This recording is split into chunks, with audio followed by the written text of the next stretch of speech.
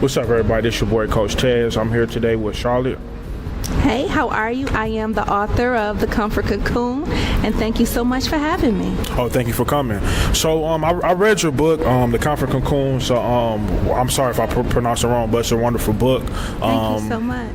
So, before we go into the book, can you tell everybody that's watching now a little bit about your journey, how you got into writing, and what encouraged you to start writing? Well, I've been in the manufacturing industry for 27 years, and as I've grown and I've evolved in life, I just feel like this is the next best thing to do. When you have moved in certain directions and certain environments in life, all my friends, they've written books about their journeys, and they've encouraged me to, write one about mine. And my book, it was born from being too comfortable in certain environments. And I feel like anyone can relate to it, whether if it's someone that they're too comfortable on a job or in a relationship or just eating the same kind of food. There comes a time where what used to work just doesn't work anymore. And that's where this book was born from. I like that. So you made a good point. People getting comfortable and whatnot. Would you say in your lifetime you ever got comfortable in a spot that encouraged you to write this book? I have. And it came a place where it's like wearing a pair of shoes that's too little. And they feel good when you first bought them. You wanted to wear them every day, but as you grew and your feet expanded, they just didn't fit anymore. And that's similar to this book. It's when you're too comfortable with something and you're like, okay, this just don't fit like it used to. Even if you're eating something that maybe isn't healthy for you and you could eat it 10, 15 years ago, but now you start feeling indigestion when you eat it, and different things you're starting to feel. And that's because what used to work just doesn't work anymore. And it's time to grow and expand. I like that. So another question for you too. You say you worked in manufacturing Yes. for over some years. How do you like that so far? I feel that, my current employer has been a tremendous blessing to my family and myself, because I have, my siblings have worked there, I've worked there, and we're in the manufacturing industry, Michigan, Detroit, that's Right. what we're known for. We're the Motor City. Yeah, right. So, it has been a blessing, but it also has afforded me to make the opportunities that I have now to write a book, because it paid for me to take different training and different courses, throughout the course of my life. So it has been a blessing to me. Oh, nice. So what would you say during this journey of writing a book, working in manufacturing, what would you say your biggest, if you can give me like your biggest I want to say competitor, or like biggest challenge that you faced throughout this whole journey? I think that staying focused and not giving up, because I'm self-published. So I had to learn a lot of things on my own, and there's learning curves, and sometimes some things get discouraging, and you just don't give up, and you stay your course and you keep pushing. It's gonna happen.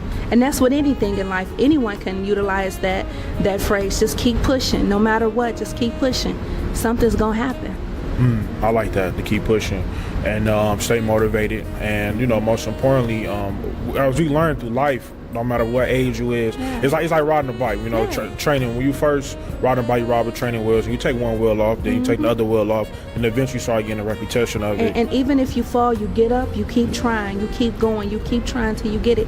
And that was the first teacher in all of our lives, no matter what we've done, or if it's riding a bike, roller skating, swimming, whatever, you keep going until you get it. And that was the training for us as adults, to not give up and stay focused and keep trying and keep working at it, because something has to give. Yeah, that's true. It has to give. That's true. So would you say, so before we get deep into the book, 'cause I read the book myself, and I also tell my favorite chapter, down the show. But before we get deep into the book, would you say this book was pretty complex for you to write, or was it kind of? It wasn't. I think you have to decide what type of format you want to have. If you want to have a journal, or a book, fictional, non-fictional, motivational, and then I would recommend anyone just go and research an author that is in the genre that you want to pursue, and see how they went about it. Watch some YouTube videos, see how it can be done, because anything is possible. Look at me. Oh yeah, that's true. That's true. That's true. Like I said, man, I'll definitely love the book. So we can actually dig right into the book. I noticed on the cover it said "A Journey of Freedom, Creativity, and Purpose." If you can like break that down for me and like tell the people that's watching. So I did all the artwork as well myself, and I experienced some different things in life, and I feel that the open road on the cover was to show everyone that we all have an open canvas, and we can paint our own picture, and the rainbow symbolizes there's always a pot of gold at the end of the rainbow, and if you stand back and you see your rainbow and you stay on your journey, you'll find your pot of gold. And that's where the journey of freedom was developed from, just looking at it and just seeing wherever you are on your path, wherever you are in your life, you have a pot of gold there. Just stay focused and stay on your journey, because we all write our own book, our own story, between us and our creator. And yeah, I like that. So how long did it take you to create? A few months. It wasn't long at all, because the book isn't like 100 and 300 pages or anything like that. And you have different prompts like to journal as you go. And you know how you have different questions to pose to yourself to say, hey, am I still breathing? My heart still pumping, yeah. I still have some life left in me. I still have something to give, Right. And that's what it's about. Yeah, I definitely like the book. Like I said, when my uncle gave it to me, and first told me about you and your journey, and then reading, told me I should read the book, because I don't know if he told you I'm getting my master's in social work, clinical social work, so to be a therapist. Congratulations. Oh, thank you. That is awesome. Thank you. So pretty much, and what we learned is pretty much kind of the same thing, to help clients or help whether you want to call them clients or patients, to teach them how to love themselves, to keep going through the journey, and most importantly, not to give up in the journey. Yeah. So when I read this book and then I thought about the stuff you learned in school, it was a good way to connect. So like, as I mentioned before, my favorite chapter was chapter 1, because it gives you opportunity. Well, they all can reflect, but the reason I say chapter 1, it set pretty good with me, being able to reflect and just like reading like the small passage in it. So if I had to ask you, what do chapter 1? If we can go down on each chapter. It's cool. If we go down each chapter, what do chapter 1 mean to you? Chapter 1 is the introduction. It's to get everyone there to understand we're going to start something. We're going to start pulling some layers off. This is the first step of saying, I've been too comfortable. I need to explore. I need to see, because so often in life we do everything for everybody else. We give so much of ourselves to everything and everybody else. Chapter 1 is the first step to us giving something to ourselves. And that's what it's about. It's like you making up in your mind that it's time for me to put me first. It's time for me to invest in me. It's time. Yes, I definitely like that. So if you had to go down to chapter 2, how would chapter 2 make you feel? And chapter 2, the whispers within.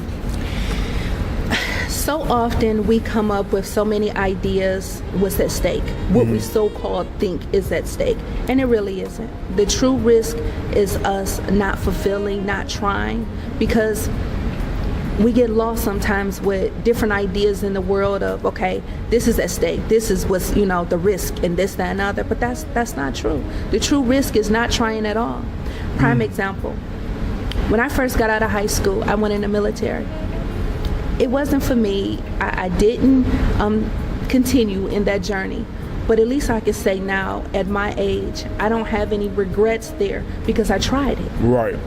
And that's what so many people miss in life, that they get to a certain point or a certain age and they have regrets.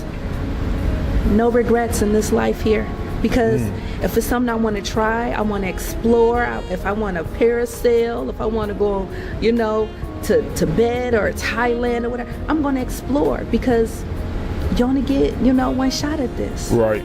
You have to fulfill whatever it is that you want to do. You can't let that moment pass you. So would you say, I like what you said about risk. 'Cause like a lot of people, even these lights, you see somebody took risks, whoever been in lights, this building, you know, Roddy took a risk, you know. Regardless what anyone said to them. Exactly. Regardless. That's true. Even taking risks. So would you say, you writing this book, would you say this would be a big risk? Or was it like a thing, it's like, I'm gonna do it regardless, or would you say? It's a risk because I had someone ask me, well, who's gonna buy it? You know, so when you have people around you, all people are they have a purpose. So there was one individual, she was like, well, who's gonna buy it? I said, well, it'll be for whoever it's meant for. Regardless of if one person purchased it and I reached one person, that's what it was all about. It was all about not just me stepping out of my comfort cocoon. It was me sharing to everyone that listened that, hey, explore. And I've gotten almost 100 sales so far. Oh, nice. Congratulations. So, thank you so much. So when that one person said, well, who's going to buy it? You know, doubt crept in a little bit, like, okay, is this a good idea? But I just kept forward anyway. I was like, well, if it's not, it won't be. You won't know. So, yeah. And I also forgot to mention, too, I remember chapter 3 as well, choosing courage over fear. Yeah. Because I feel like we sometimes get caught up in being, like you mentioned before, taking that risk. Yeah. Or taking that leap of faith, or trying out new things. Yeah. Because like when I first started DJing, I was real nervous to go DJ weddings and But DJ you know parties. what? From the first party you DJ to where you DJ now, you've grown, you've evolved, you've gotten better. You know what I'm saying? Right. So you have to first step out there and try it. So what if it's a little, touchy? Yeah. But you just keep going. Keep going. I agree. Same thing with coaching. Like when I first started coaching, I was, I was 15 when I first started coaching, but I didn't take it serious until I got to about 20, 21 in college, so I was around everybody's age. So, and I used to always tell myself, like, man, people might laugh at me, because I'm, these boys 17, I'm 21, 22, they might not take me serious, but over time, like you said. But you know what? They may take you serious because you're closer to their age and closer to their peers, so they will listen to you. In comparison to someone older, they'll be like, oh, they don't know what they're talking about. But you're in the same age demographic, so why wouldn't you know what you're saying? So, you always have to look at something, not a glass being half full, half empty, but half full, and just, say, so what? Right. Just take my story. When the individual asked me who's going to buy it, I said, well, it's okay. Right. It's okay. And for the people that's watching, can you tell everybody where can you find your book and where can you find this platform? I am on Amazon. Just type in The Comfort Cocoon by Charlotte Watson and check me out. And leave a review, and any comments, any helpful suggestions. I'm open and I'm receptive. And I appreciate everyone who supports this journey and this walk. So, what about chapter 4, Visionary, the Sacred of Life? It takes a moment where we all have to take time and just envision the life that we want to live. And whatever life you want to live, that's sacred to you. And you must take time to create it. Not what our parents want us to live or how society says, we should live. But how is it that you want to live? Do you want to live a healthy, fulfilling life? You know what I'm saying? Or do you want to just status quo, go punch a clock and wait for your paycheck on Friday? Or do you want to envision something beyond that, And that's what it's about. Whatever you envision is sacred. I like that. Yeah, because as I see, it's a visionary. Yeah. So being a big visionary open up a lot of doors. And a lot of times I think that we should keep things a little close to the heart before we share it, because outside influences and commentary may discourage us. So sometimes keep your vision a little close to you.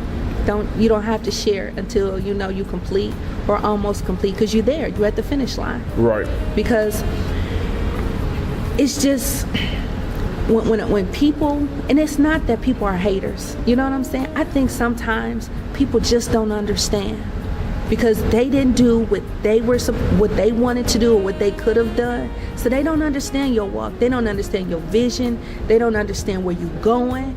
you just, and don't even take it personal. Just know that they just don't understand. Right. Yeah, like they always say, you can't tell a big dream to a small-minded person. Yeah, but you know what? Sometimes people are small-minded because they're afraid. It's due to fear. You know what I'm saying? More people are afraid than not. So it's due to fear. Okay. Before we go on break, I would like to ask another question. Not even just going for the chapter, but we said some most important things, in the last 10 minutes about fear, taking risks. Would you say during your journey of this, well, before I even ask you that, what was your main goal of writing this book? I wanted people that felt the same way I did to know that they had a community. I like that. I wanted people that felt like, okay, this just don't feel like this is what I'm supposed to be doing right now. I need to be doing something different. I need to follow my dreams more. I need to listen to my heart more. I need to put myself first more. I wanted those people to know that, you know what, you're not alone and you have a community. And we all in this together. Okay, I like that. We all in this together.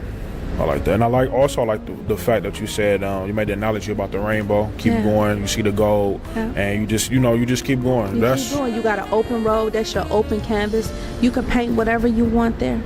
I like it. And I also like about this book too, you able to explore. I know if people that's watching now, if you take a look at this book now, you able to journal and you able to explore.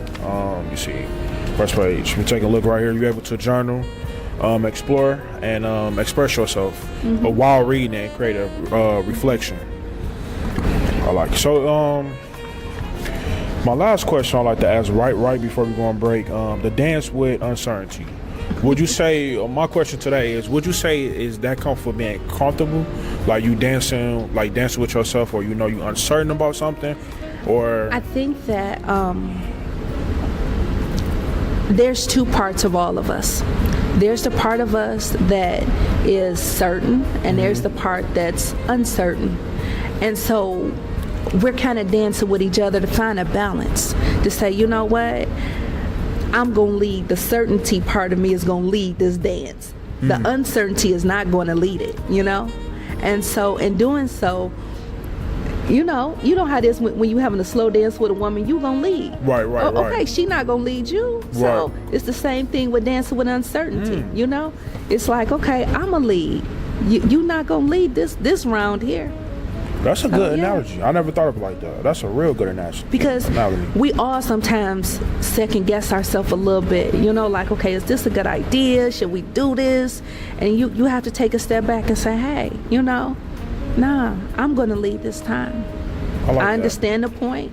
I understand there's value there in what you're saying, but I'm still going to lead. I like that. I didn't think of that analogy. I like that. So before we go any deeper in the book, we'll take a break. Ladies and gentlemen, again, I am here with Charlotte, the author of The Comfort Cocoon, right? Yeah. I'm the author of The Comfort Cocoon, A Journey of Freedom, Creativity, and Purpose. Yeah.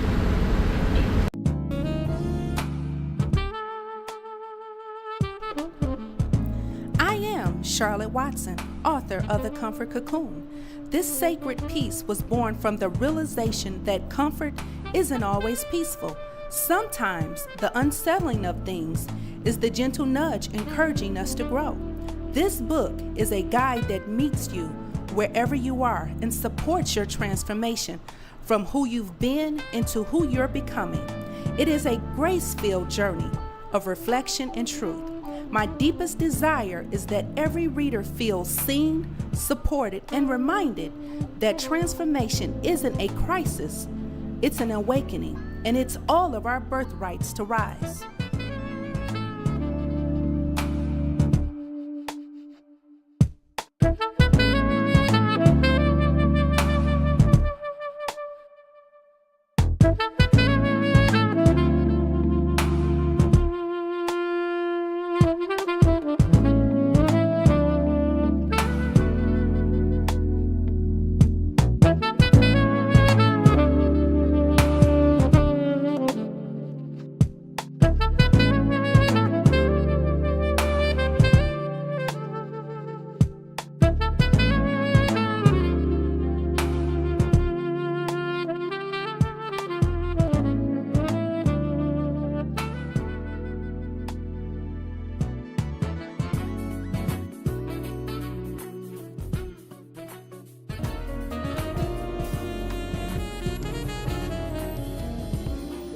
Hello, everybody. But we back again with Miss Charlotte. I hope you enjoyed all the commercials. As we came back, as previously we was talking about the chapters.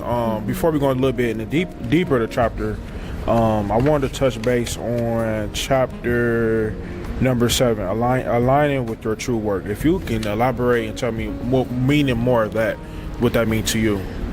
For me, it's very personal. You know, for everyone it'll be personal because everyone's journey is different, you know. Everyone has a different calling, you know, no matter if you're a chef, if you're an author, if you're a teacher, everyone has a calling. And we all have to take a moment, and those of us that maybe have not adhered to our calling, we need to take a moment to see what is our calling. Because a lot of times we have gotten into careers that wasn't really what we were supposed to be doing for as long as we have. Right.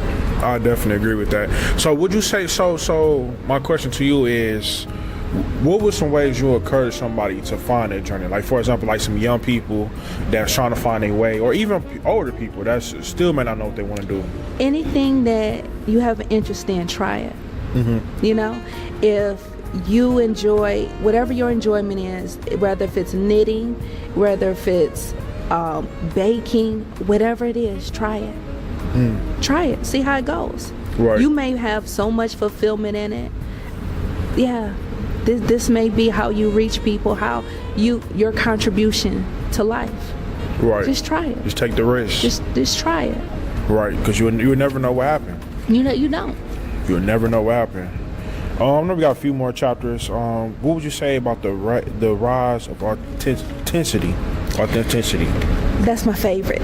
Okay. Because, you know, like I've said so often, you know, is we do everything for everyone else, and we're not authentic to ourselves a lot of times. We put other people's needs and wants before our own. And a rise to authenticity is you being true to you. You are putting you first. You are coming to grips with, say, hey, I've raised the kids, I've did the presentations on the job, I've finished the college degrees. Now let me see what it is I truly in my heart want to do. And I'm just true to me, you know. And that's what, to me, authentic being, you know, is. It's you're being true to you. No more masks. I like that. No more hats, no more masks. You're being who you were created to be. I like that. So what would you say about chapter 9, walking together, the power of soul community? We have a community. Remember you said, why did I write this book? I wanted people to know they have a community. Okay. There are other people out here that have done everything that they were supposed to do. Now I'm going to do things that I want to do. I don't want people to feel like they're alone. We're all in this together. Right. We're all in this together. Right. So you mentioned about community, like reaching a certain community. Would you say that community have a certain demographic, certain age, or would you just say, or is it young women, women like you as well? Or? I feel that we all have something to give. It's like we're a big puzzle, and we all are a piece. My piece can't fit in your piece, but all of our piece will complete the puzzle. We all have something different to give. A younger person may bring more imagination to the table. An older person may bring more experience to the table. But we all bring something to the table that's valuable. I like that. Like you said, like a puzzle. You all put it together. Yep. Got a beautiful and my picture. piece can't fit in your piece. Your piece can't fit in my piece. Right. Yeah, we're all in this together. One big puzzle. And that makes a community, I'm assuming. I like that. Yeah. I know we got a few more chapters I would like to touch on too. Ask you about becoming the author of your sacred future. Yeah. When you sit down and after you've gone through all the different chapters and all the different journaling prompts, you are creating your picture, your painting, what it is you want your life to look like, what it is you envision for yourself. And you're the author of that. You know, it's not what no one else tells you should have, what you should be, how you should go about it. You are the author about that. And that's what that's about. I like that. The fight beyond the cocoon.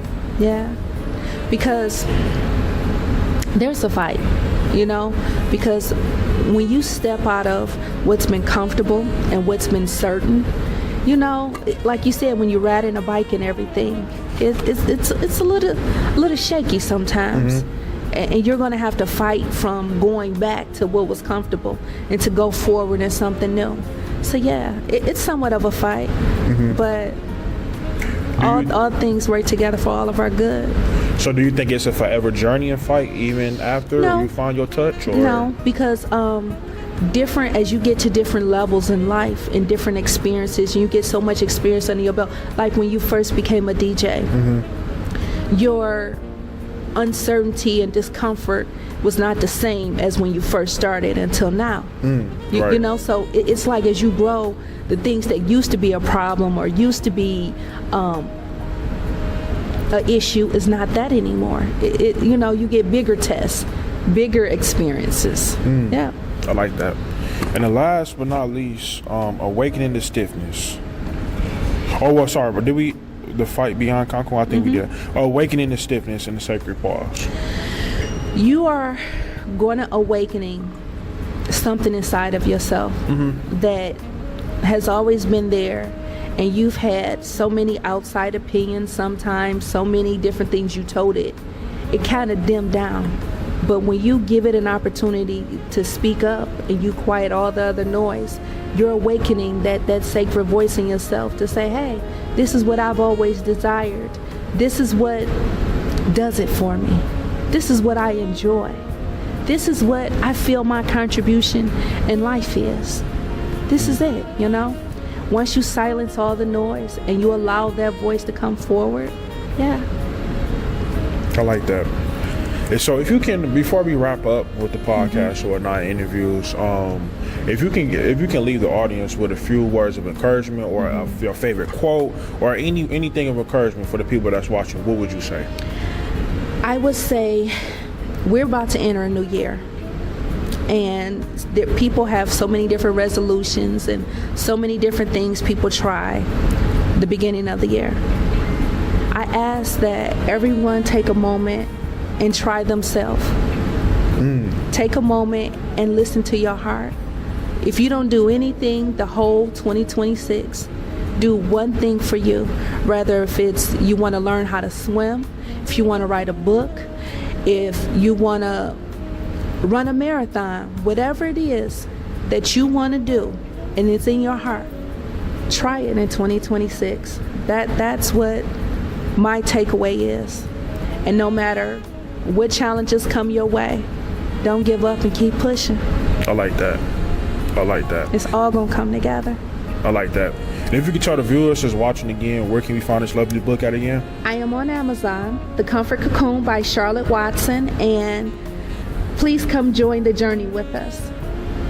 You're more than welcome, and if you don't have a community, we'll be your community. You're more than welcome.